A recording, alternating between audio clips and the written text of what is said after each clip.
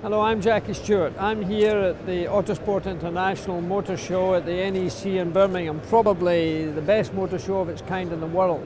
Whether it's been rallying or whether it's been road racing, circuit racing, every range of car you can think of will be here, and some of the most famous cars that the world's ever seen. For me, it was Juan Manuel Fangio from Argentina.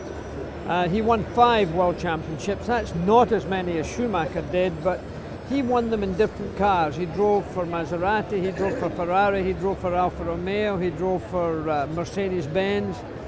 He was the most complete racing driver, and then he retired, and he retired with dignity and a lot of style. He dressed well, he spoke well, he became the president of Mercedes-Benz Argentina, and he represented the sport in a very dignified way. He was a great man.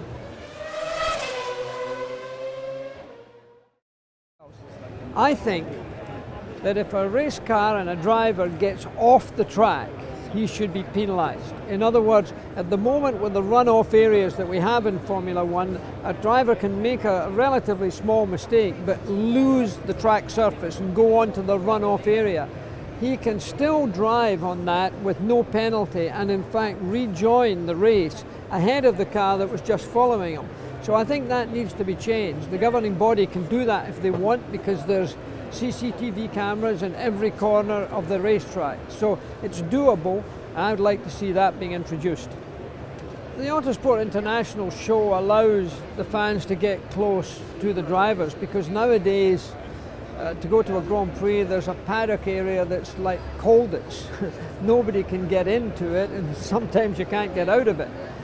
Whereas they come to the Autosport show here in Birmingham, the NEC, and I've had contact this morning with photographs, with shaking hands, with meeting people that I met years and years ago who have just come to see the show or to see the people who are coming here.